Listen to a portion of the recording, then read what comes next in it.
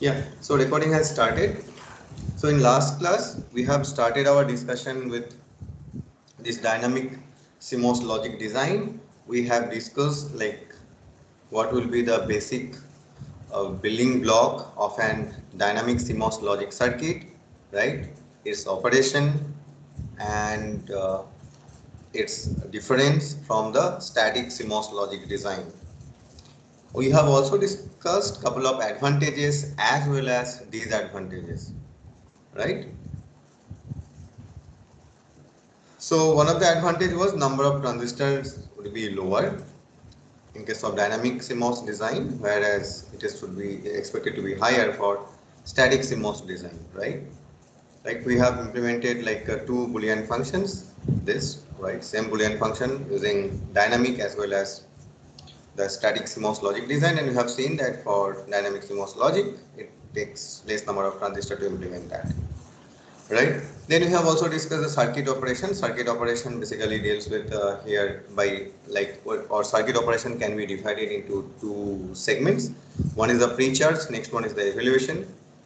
This pre-charge is denoted or is done by this PMOS, and it is noted as the symbol MP, that transistor which is responsible for recharge, and ME is responsible for evaluation phase, and it has been denoted here with small capital M, small e, right? And the operation is quite simple, right? But like unlike static CMOS, here we have also the clocks are also involved. For example, this particular circuit is an inverter, right? But not in static, but this is a dynamic CMOS inverter, right? So here we have seen like when the input is 0, this is off, right?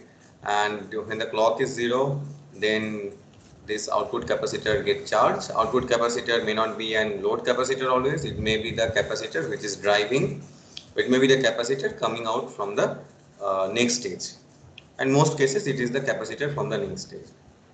So during pre-charge, this capacitor charge, right? During evaluation phase, this is on, but depending on whether this transistor pull down network is on, for example, this one is on or off, depending on that, the output will change from 0 to 1 or from 1 to 0, right? So that is called the evaluation phase. Okay. Then we have also couple of discussed number of transistors is n plus 2 here. Dynamic logic is ratioless logic. Here also no static power dissipation. Again, that is we should put an start here, right? Because here we know that practically there will be some static power dissipation, right? Because of the different leakage currents as well as the subthreshold current, right? And we have also seen that it is expected to have a faster switching if we use dynamic CMOS logic instead of this static CMOS logic. We have also seen, like for one example, for NOR gate, this G, that is the logical effort for two input NOR gate was 5/3 for static CMOS, whereas for dynamic CMOS it is quite low. So have you figured it out? It is whether it is 1/3 or 2/3. If not, then please again think about it. Whether it is going to be 1/3 or 2/3. Okay. Yeah, these are the mostly the thing that we have covered. Then we have also covered like some of the issues. One of the small issue that we have encountered is that what will be the switching threshold. So we have seen the switching threshold would be given by the threshold voltage of this NMOS, right? And that way we can always understand the noise margin would not be equal. So one of the noise margin would be low, right? That is also an issue, right? Noise margin low would be lower side, right? So dynamic power dissipation issue compare. Okay, I have also asked you to compare the dynamic power dissipation issue with respect to the static CMOS power design. So yes, so before we proceed, do you have any doubt so far? Whatever we have discussed.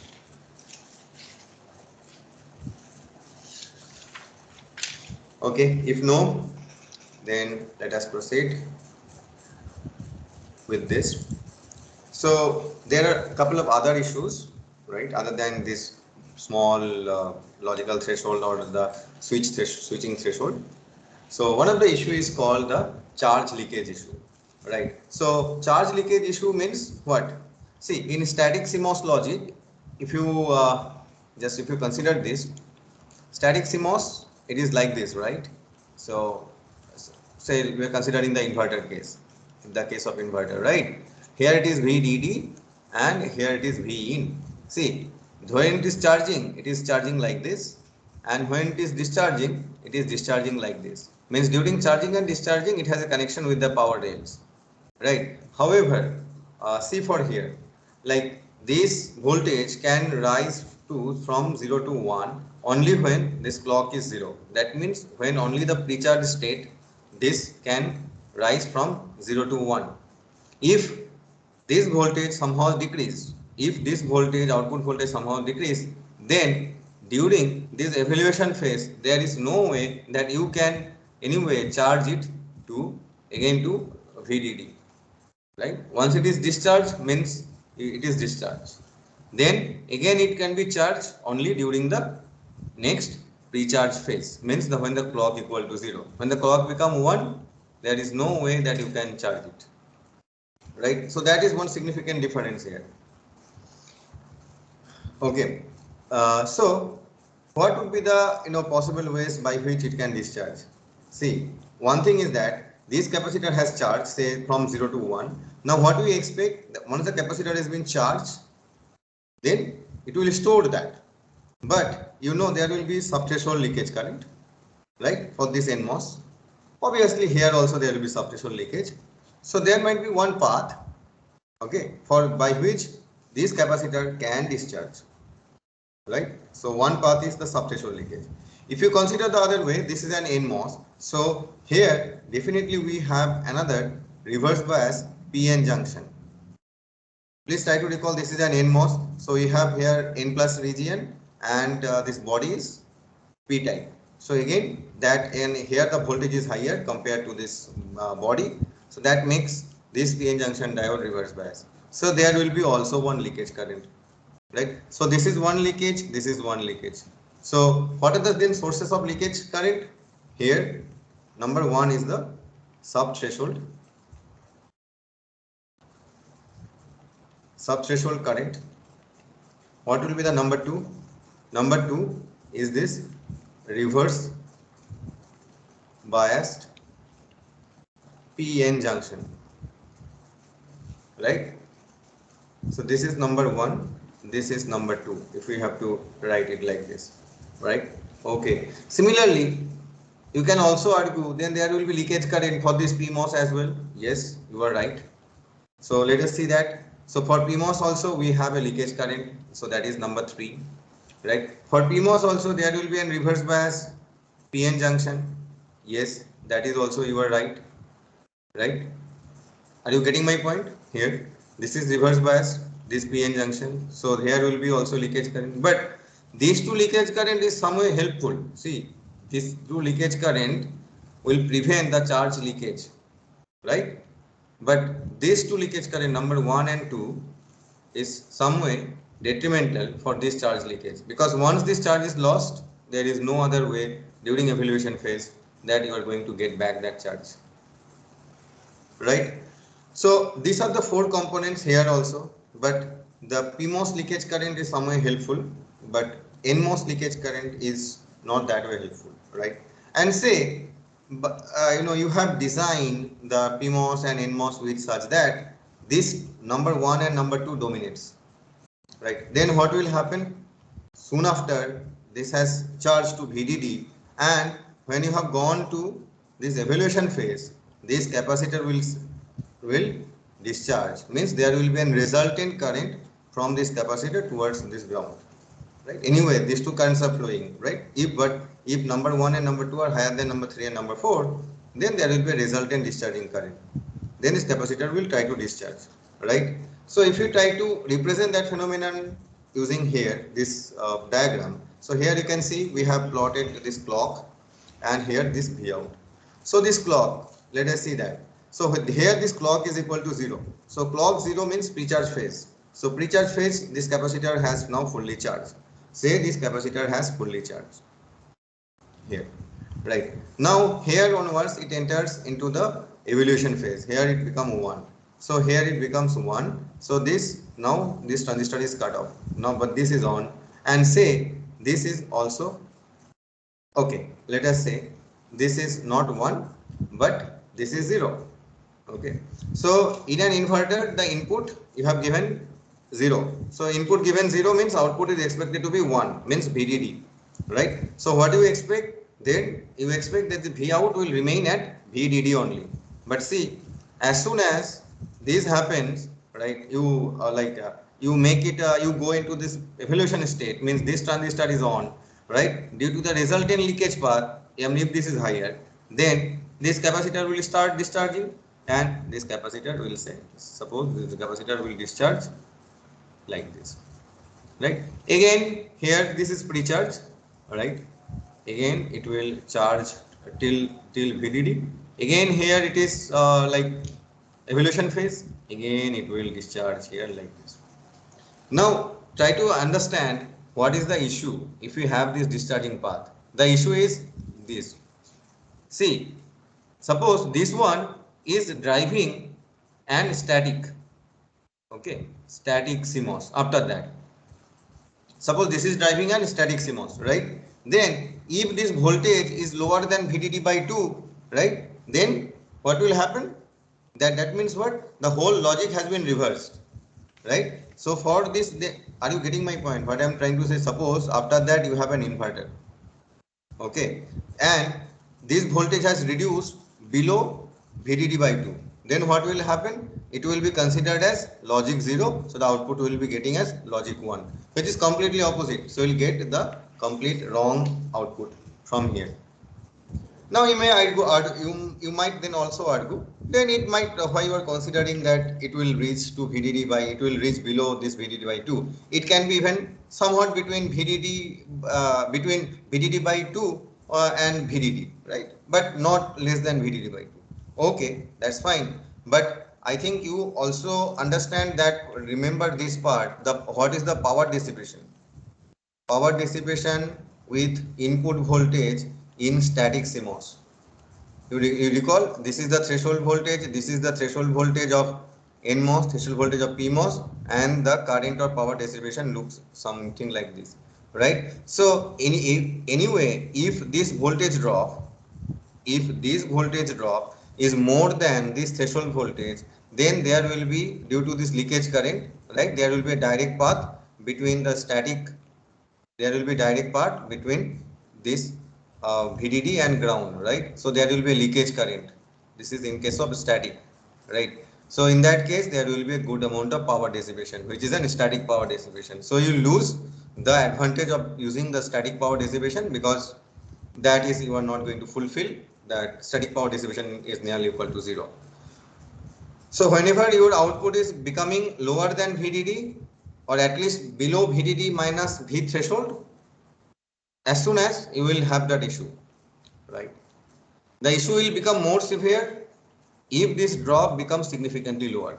Means if this drop becomes significantly higher, means higher than VDD by 2, right? Then there is a possibility that the next stage will understand or interpret the logic in an opposite way. Right. So I hope this is understood, like why it is so important that this output voltage should retain its level, right? So now we have to do something to fix this issue. Okay. So what is the probable solution? Okay. So what is the solution for this to stop this charge leakage? First, we have considered what are the leakage, this sources of this leakage, that is subthreshold and reverse bias PN junction. The question is, we have to eliminate this, right? We have to eliminate this. If we can eliminate this, obviously there will be no leakage, no such issue, no such charge leakage issue.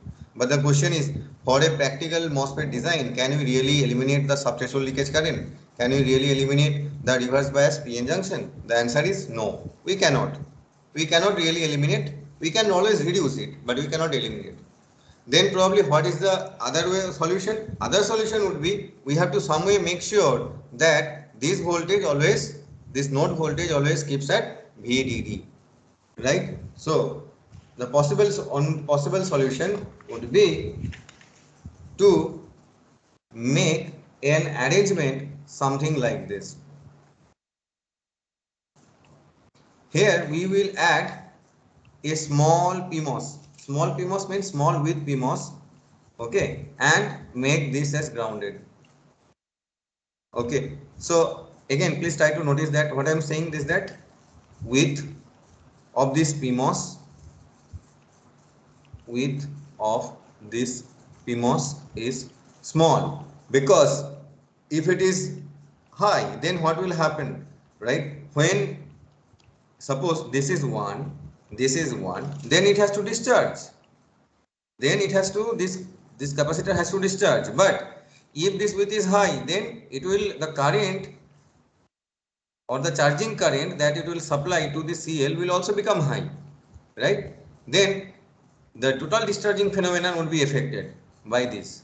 But if you make this width of this PMOS significantly small so that it can just compensate the leakage current, okay, it can just compensate the leakage current, then you can assure that this node voltage will remain at VDD only. Are you getting my point? So if the situation is like this, here you have 0, here you have a 1, and you have connected this, then as this is not on, now in this case as this is not on, so in this case this will ensure that this node voltage will remain at VDD. This transistor which we have added here is called bleeder transistor.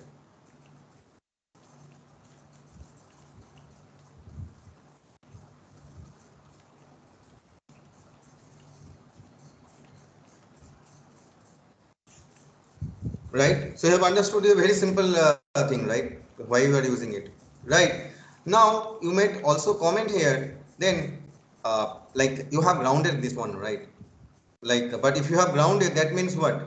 So that means always there is a path, always there, because this is always on, this is always on, so there is an always path, okay, or there is an always an power dissipation from here to here, right, due to some leakage or this thing, right?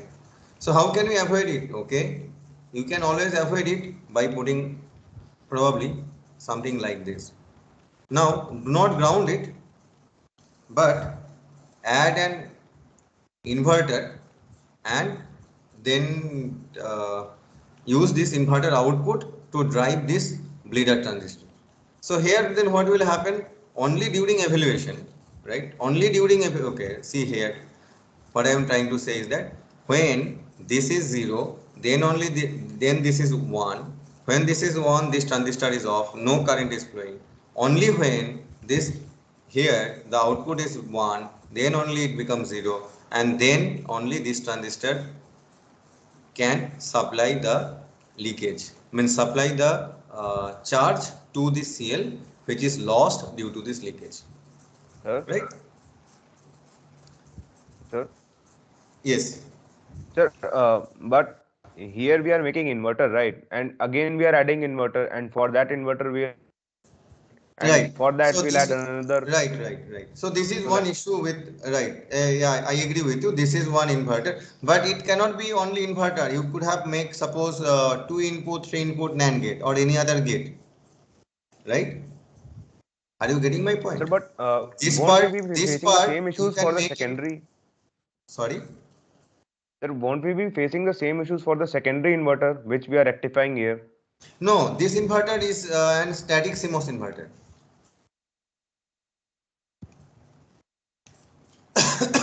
Okay, sir. This is an static CMOS inverter.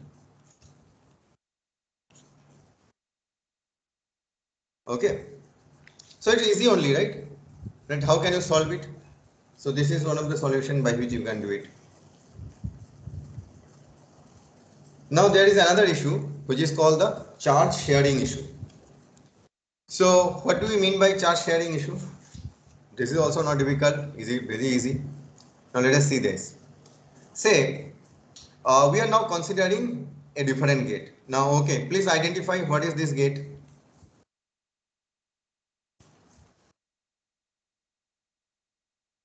What is this logic? NAND. Two input NAND. Very good. So it is two input NAND gate. Okay. So here then you should have two inputs A and B, and say for some reason we have kept B equal to 0. Okay, B equal to 0, A is changing from 0 to 1. Right, and please look into the position of A and B. A is above, then I mean A is sitting, this transistor A is sitting above the transistor B, right? Okay, and so that means because transistor A is much more closer to this V out, okay, and this is V out and it is driving the load capacitor CL. Okay, fine. Now during charging, fine. During pre-charge, this has charge from, when this has increased from say 0 to 1. Okay, and say that we can stop the charge leakage issue by this charge leakage issue that we have just now discussed by using some bleeded transistor. Okay, say that. So that way, this that charge leakage issue say is not that way significant here. Okay. So now then what we expect? We expect that this output voltage node should always be at VDD. If should always be at VDD, because now we are saying, what we are saying is that input A is changing, B is not changing. So that means this transistor is always off. We are only turning on this transistor. Okay. So during evaluation state, so should I put it like this? During evaluation state. Okay, during evaluation state, we have given here 1, we have given here 1, and we have given here 1, we have given here 0. So that makes this transistor on, this transistor off, this transistor on, this transistor off. So, okay, anyway, VDD, this is now disconnected from VDD, fine. Okay, so can this discharge to ground? Answer is no, because this transistor is off. However, as probably you have noticed, like during our discussion in layout that I have shared one recorded lecture with you now. So there will be some internal node capacitances as well, right? So here we have one capacitor as well. So does we have another capacitor here, right? And say this capacitor initially has completely discharged. So now the voltage across these capacitors are initially 0. Okay, but as soon as you make this or change this input A from 0 to 1, then this transistor is turning turning on, right? And this capacitor, which is charged till VDD, now it sees that okay, I don't have a path to discharge to ground, but I do have some friend with which I can share my charge, right? Because here it is completely discharged, so charge was 0, right? So it can probably now discharge, okay, and share some of its charge with this neighboring capacitor, isn't it? It cannot do it with the other internal node capacitor because this transistor is off, but it can do with this, right? Okay, so let's say that let's give some name here. This capacitor is CA and this capacitor is CB. So CB for this, like if it is B is equal to 0, then CB is not coming into the picture. So far only consideration is the CA. Okay. No, and now can you tell me what would be the result here? Will V out will remain at VDD, or will it increase, decrease? What will happen? Decrease. Huh? Increase or decrease? Decrease. V out will increase. Sir, V out will decrease. V out will decrease, right? Because it will share charge, right? So V out will decrease, and this, the potential across CA will increase. Isn't it? Please do respond, otherwise how do I understand that you are also with me? Yes, sir. Okay, right. Now if I ask you, then please tell me, okay, what would be the voltage, resultant voltage across the CL? What would be the resultant voltage across CL?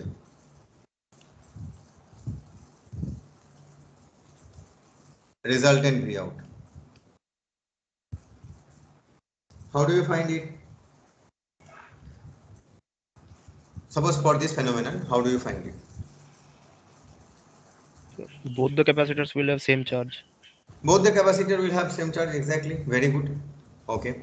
And say this capacitor, okay, the CA capacitor is very low, okay, compared to CL. Then can you comment on the potential developed here? Say this is VA. Can you comment on the potential developed across VA? It will be close to V out. It would be close to V out. Are you sure? Say how are you saying this? Sir, CA is pretty low, right? You said. CA is very low, right? So if the charge is, So the charge has to be balanced, right? yeah. Okay. So it's basically the charge Q1 should be like means what I'm trying to say is this one. Say that these two charge has to equate, right? So this is like C1 V1, this is C2 V2, right? Or basically say like basically it's a change in charge. Should I make it change in charge? No. Let us write it like this. So it is delta V into the capacitor CL, delta V1 delta V2 into CA, right? So now delta VL would be equal to delta V1 C1 by CA, right? Okay. Now what we are saying, this CL is much higher than this CA. Then can you comment what would be the value of VL?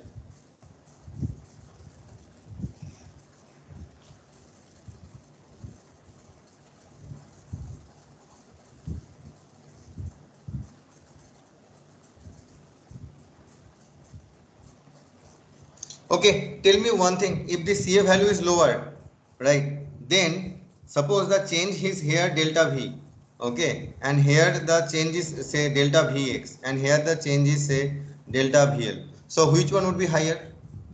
If you Delta compare VX. delta Vx and delta VL, which one would be higher? Delta VX. Delta Vx would be higher, right? Very good. Because see, this capacitance is lower, right? Ca is lower. So if little bit charge has been shifted, then that will be sufficient to rise the potential across this capacitor to a high degree, right? So the potential change here would be much higher if the Ca is lower. Now my comment is, can this Ca or can this Vx, or okay, what might be the highest voltage of this Vx, or what would be the maximum change in Vx from 0 to till what voltage it can rise? Or in other words, can Vx be equal to VDD?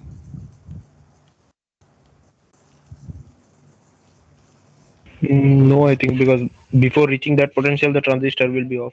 Yeah, right, because this transistor, okay, like to supply charge any further, there has to be one threshold voltage drop across this transistor, right? So the maximum voltage, we do not know, right now, like what is the value compare, if you compare like Ca and Cl, so what is the ratio of these two? We do not know. So we are assuming the worst case. We are considering that Ca is very small, okay, so that little bit charge transfer can make this voltage very high. Now the question is, what might be the maximum voltage? The maximum voltage here, the maximum Vx would be equal to VDD minus VTH, right? It cannot be more than this, right? Okay. So if the maximum voltage of this Vx is this one, can you then find what is the change in output voltage here?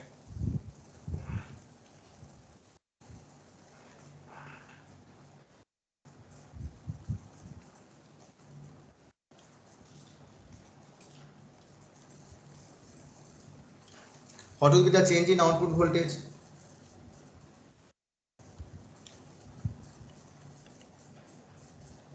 Yes, please tell me. Is this like, this is not that way difficult, right? VDD minus VTH into CA by CL. Could you please repeat it again? VDD minus VTH into CA by CL. VDD minus VTH by CA plus CL. So VDD minus VTH multiplied by CA by CL. Multiplied by CA by multiplied by CA by CL. Yes, you are right. So could you please tell me how are you, means how are you coming to this number, or how are you coming to this expression? So So this VDD will be minus the VTH final into voltage, right? Not the delta. This is not the final voltage. This is will be the change in this V out.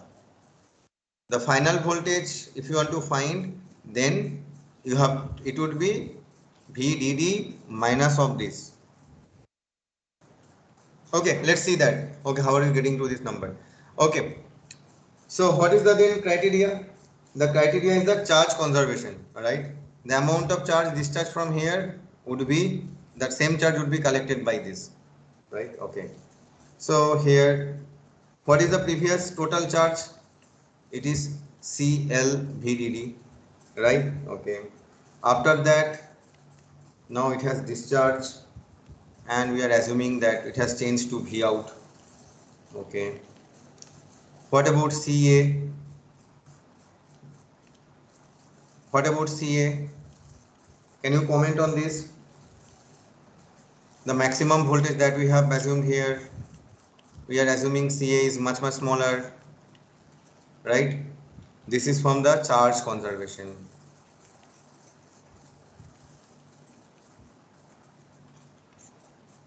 Fine. Okay. From here you can find what is V out. Okay. So what is V out? V out is the final voltage here. So what will be the change in V out? Change in V out would be VDD minus V out. Yes. Can anyone give me this value from here?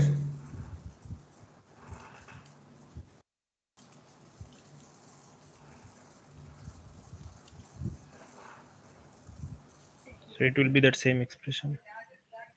Yeah, it would be the same expression, but there is CL, right? So it would Yes, be sir. I mean here. that VDD minus VTH into CA by CL. Is it so? See, the CL cancels, okay, and you have to take it on this side. It is CA by CL. It is VDD minus VTH, isn't it? Right. Now here it is VDD minus CA by, okay, this VDD minus here, this VDD minus, this become plus CA. So it is CA by CL, VDD minus VTH, right? So your friend, whatever your friend has said, like this expression, so you can also see we are also getting the same expression, right? And the same expression is coming that way, and that is basically the change. That is not the absolute value. Absolute value of this output node voltage is this one, right? So obviously you can see the absolute value, okay, across this capacitor CL has changed significantly, right? And you know that what is the implication of this type of issue, right? If this output node voltage has changed because of leakage or because of charge sharing, right, the impact would be the same, right? So we have to somewhere stop it, okay, but we have to consider the other cases as well, because here we have considered that for this case we have considered CA is pretty small. CA is pretty small, right? Then only we have considered that the total thing is like means little bit discharge, and that way it is getting to fully charged to like maximum voltage VDD minus VT. But then think about the case if some way CL and CA, these two are comparable. If these two are comparable, then what will be the case?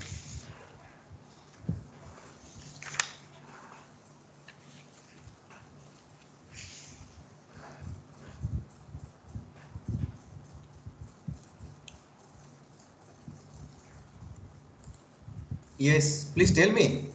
Anyone?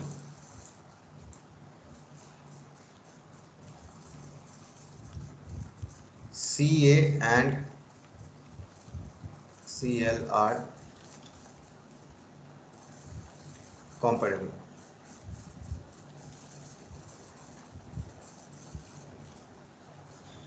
Yes, I am waiting for your answer.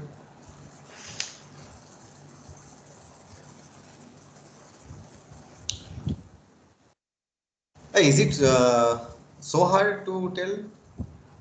If we can tell for when the CA is for pretty small case, then why can't we comment on when this two will be comparable? Okay, when these two will be comparable, then what will be the total phenomenon? Guys, this is you should tell, right? Either you say like we are not able to understand, or you have to give the answer. But if you are like if you do not say anything, how would I understand that you are understanding, you are not understanding?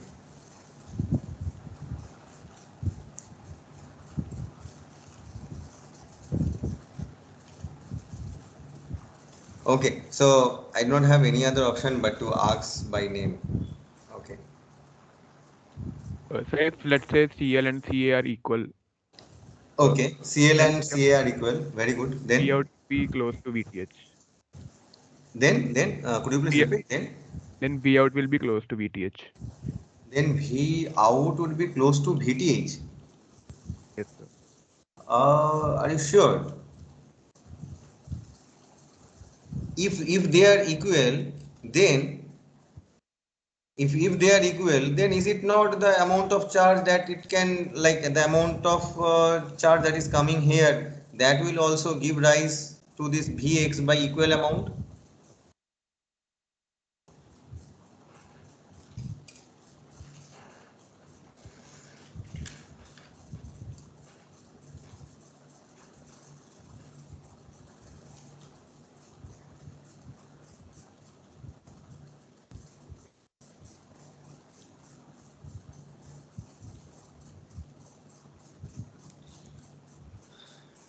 No one is saying anything. So what should I understand? Like, should I do it from here again? Okay, let me then do it here.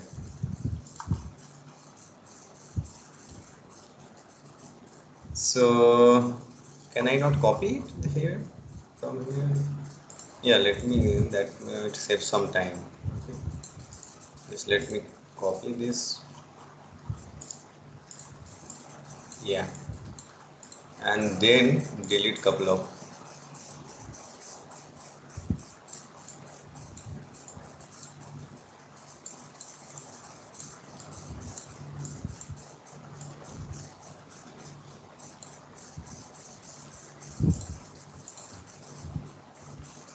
So this is A, this is B, right? Okay, now this has charged to VDD fully, right? This capacitor will discharge and this capacitor will charge, right? Okay, so say the final voltage it has reached from VDD to V out. Okay, final voltage it has reached from VDD to V out. Okay, then what is the charge that has been shifted from here or transferred from here to this capacitor? How do you find it? That would be CL into VDD minus V out, right? Now that charge has been collected by this Ca capacitor only, right? And isn't it? That charge has been collected by this Ca capacitor only.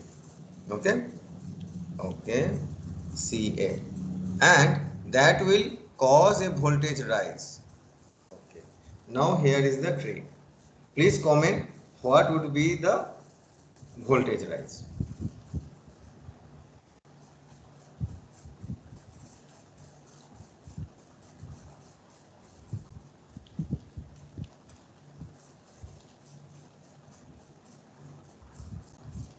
Not anyone.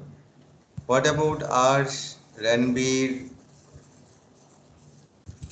Aryan?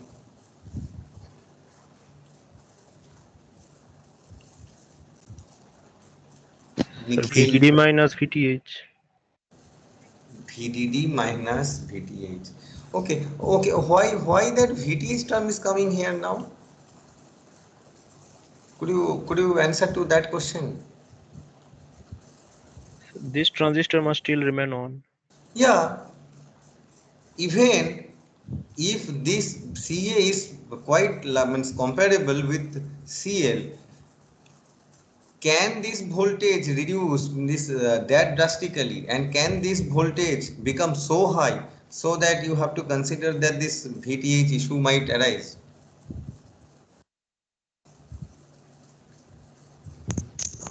So the voltage rise is CL V out by CA. That voltage range is rise would be, yes, please say it again. CL into V out by CA. Ca into V out by Cl. CL in the numerator and CA in the denominator. Okay. C, you said Ca in the numerator or denominator? Denominator. In the Ca in the denominator, here it is Cl. You are saying, is this what you are saying? Yes, sir, I guess.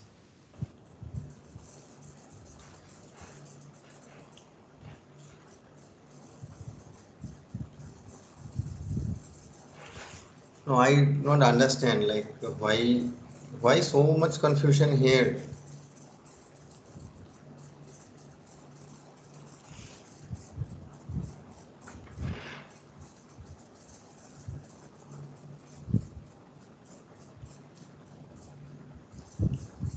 It may be such that the V out means the voltage of CL and CA may be equal Voltage because of CA Ca can and voltage of Ca and Cl would be equal. CL, yes sir, because CA can now store large amount of charge. So means for very large amount of charge only small voltage increase will be there. So the means the transistor A can always remain on until V out means C voltage of CL and CA are equal. Right. Okay, I think, okay, let us do one thing. Okay, I think you please, digest this one. Okay, digest this one when the Ca is fully high. Okay, let us come back to this second case tomorrow. Okay, because I don't see then point, like we will finish and move forward and right. Okay, so please take some time, digest this part or think about this part again, the first part. Okay, then think about the second part. We will again do the second part, or if required, the first part again tomorrow. Okay, so let us keep it like this. So we'll start from like this part again tomorrow. Okay, so you have understood that there is a charge sharing issue. Okay, then what is the probable solution? Then the solution wise, it is the same solution that we have considered previous time also. Like we have to identify what is the critical node. So how do you identify the critical node? Say you have analyzed the input combinations A and B, okay, and you have found that the change in A is much more often than change B. So that way, you know, this capacitor, this internal node capacitor is going to charge and discharge quite, or going to like means this transistor is going to be turned on and off quite frequently. So that means the charge sharing issue would be much more prominent because of the CA only, not because of this CB, right? So as soon as you have identified that the CA is the like critical, like this node is the critical node and this is the capacitor that you have to handle, then what you can do, you can use another bleeder transistor, okay, and you can pre-charge it.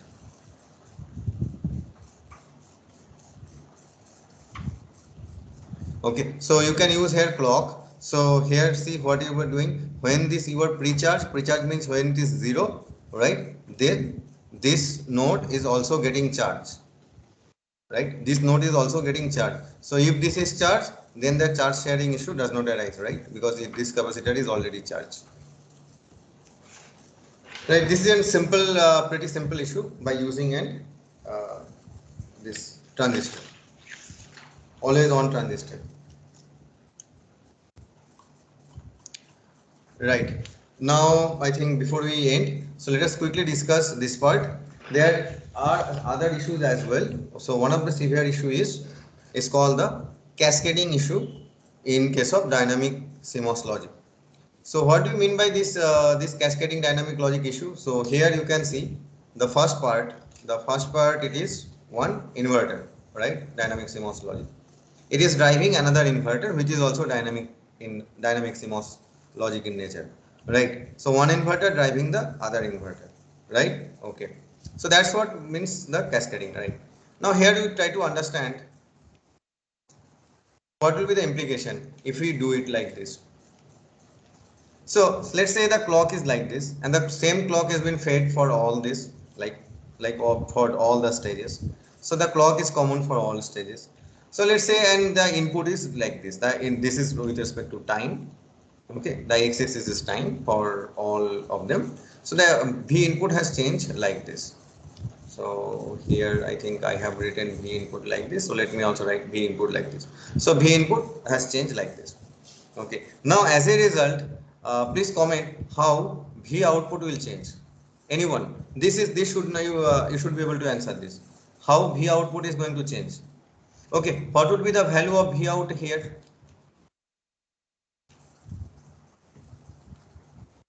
This here, what would be the value up till this point? 1. 1. Very good. So V output is 1. Okay, and as soon as it has you know, this input has changed, but you know, it has still the clock is equal to 0. That means still it is in the pre-charge phase. So only evolution phase, let us say that you know, after some delay. So from here onwards, okay, this output has started falling, right? Because now you have given here input 1, so the output is expected to be 0, fall to 0, right? But fall to 0 means the capacitor which has been charged here, that has to now discharge, right? With that also we have some delay which is associated with this, so that there will be some delay, right? Okay, now tell me till what point or what value this output can fall. Till what value this output can fall?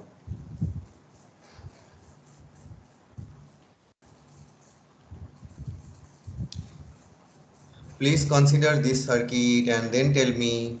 VTH. VTH, right? Because once it you know, once it falls below VTH, this transistor become off.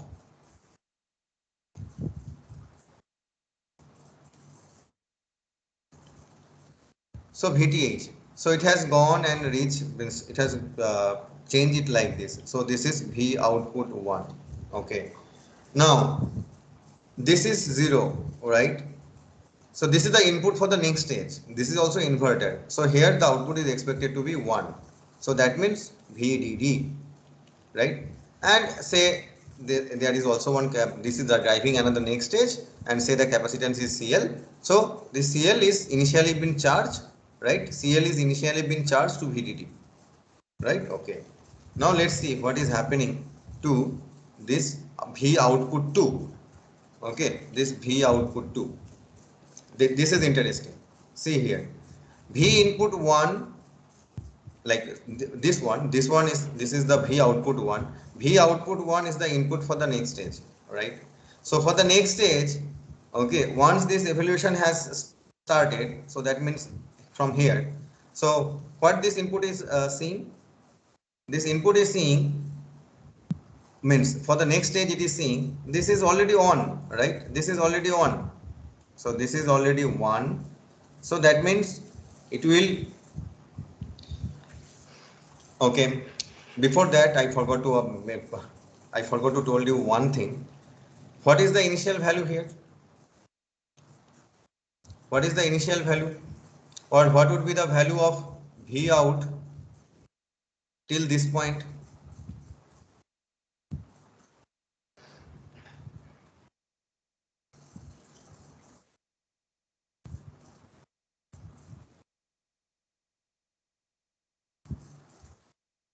Ranbir, So please repeat the question. sorry, Can you repeat the question, please? it would be, Can you repeat the question, please? okay.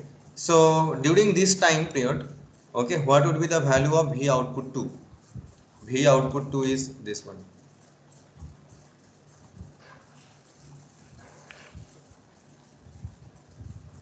Are Baba, why to think so much about this? Sir, it will be 1.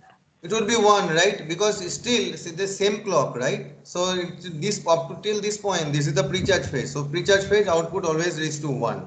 So the output has always reached to, output has already reached to 1 here. Okay, fine. Now from here onwards the evolution has started, right? Evolution has started. Okay, and this is the input. This input is V output 1. This is the input for the next stage. Okay, so now the next stage is seeing that my input is already 1, right? My input is already 1. So what will happen?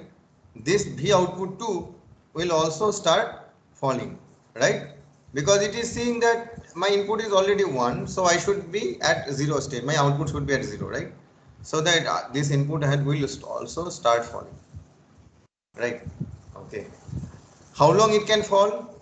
It depends at what point, at what time, okay, this this V output 1 reaches the threshold voltage. Because once it reaches the threshold voltage, it cannot discharge, and it cannot discharge any further. And what is the logic threshold for this inverter?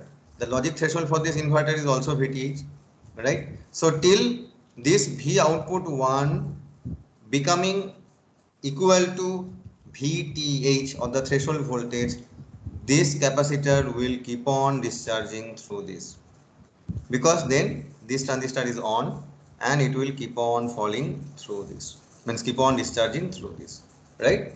Okay, so say this is the point till which it can discharge, right? After that what will happen? After that it will remain to that voltage only, because this is a dynamic logic, right? So once it has been recharged, means during the pre-charge phase, right? Then during the evolution phase there is no other way by which it can charge back to VDD, right? So that means if you directly cascade 2 stages of dynamic logic, you are going to face this issue again and again, right? That means you have expected the output 1 to be equal to 0, that somewhat you are getting, but you have expected the output 2 to be equal to 1, but see, you are getting output which depends, which might be close to equal to 0, which might be below the logic threshold, or which might be near close to this logic threshold,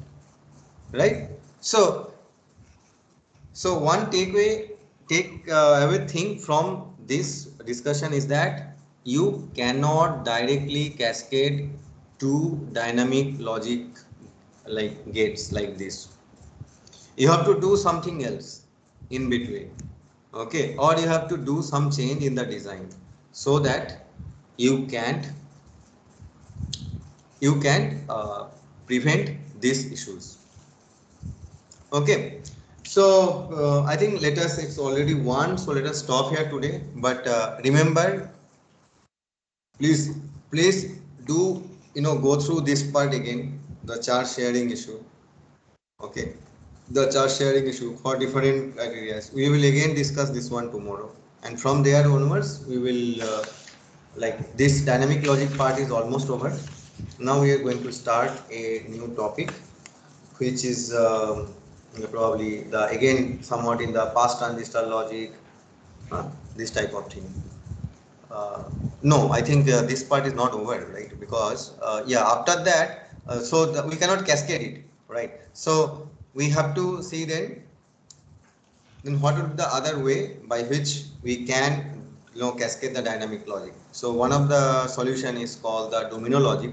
So we can use this domino logic to sort out this issue, or we might have to do some little bit change here and there, so that probably the dynamic logic only we can use, but instead of this only using the pull down network, we have to alternately use pull up and pull down network. So first pull down network, then pull up network. Means pull up networks means the P network, here the N network, right? In CMOS, you try to understand, here CMOS you are only using this N network, here you have to use the P network, then again N network, then again P network, like that. Okay, on an alternate fashion you have to use this. So this is called this NP CMOS. Yeah, once we discuss this, then I think our dynamic CMOS logic will be over, and we can start with the past transistor logic. And yeah, there are a couple of small things here and there before we start the low power or VLSI design techniques. Okay, then we have to do BiCMOS logic designs. After that we have the sequential circuits. Okay then, thank you. But please do think about this part, chart sharing issue again. Okay, we will start our discussion from this point onwards tomorrow.